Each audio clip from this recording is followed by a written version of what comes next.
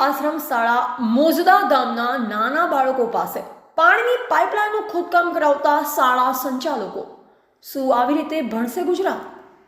શિક્ષણ મેળવવાની ઉંમરે બાળકોના હાથમાં પાવલોની ત્રિકમ થમાવીને મજૂરી કરવા મજબૂર કરનારા સામે તંત્ર મુકદર્શક. આ આશ્રમ શાળા છે કે બાળ મજૂરી કેન્દ્ર?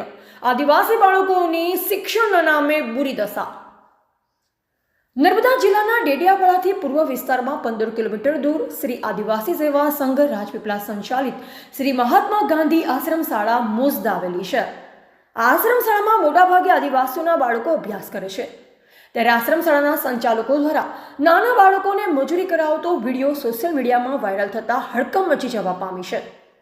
જેમાં આશ્રમ શાળાના આદિવાસી વિદ્યાર્થીઓને પાણીની પાઇપલાઇન ખોદકામ કરાવી રહ્યા છે. આદિવાસી વિદ્યાર્થીઓને આ ઉંમરે શિક્ષણ આપવાના બદલે બાળ મજૂરી કરાવે છે.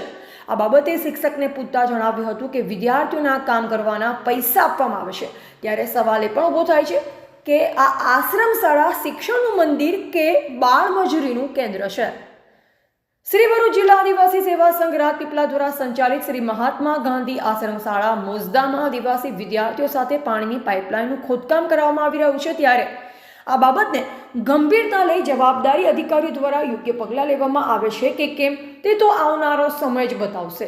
જો કે આશ્રમ શાળાનું મકાન પણ ઘણું જર્જરિત હાલતમાં છે. ગમે ત્યારે કોઈ દુર્ઘટના સર્જાય તેમ છે. જો કંઈક થાય તો જવાબદાર કોણ તેવા લોકોના મનમાં સવાલો ઊભા થઈ રહ્યા છે. ત્યારે સ્થાનિક તંત્ર આ બાબતે યોગ્ય પગલાં લઈ એક્શન લે તે જરૂરી બન્યું છે. રિપોર્ટર સર્જન વસાવા, ગ્રામીણ ટુડે ન્યૂઝ, ડેડિયાપાડા. તો વધુ સમાચારો માટે જોતા રહો ગ્રામીણ ટુડે ન્યૂઝ. ગ્રામીણ ટુડે ન્યૂઝને લાઇક, શેર અને સબસ્ક્રાઇબ કરો.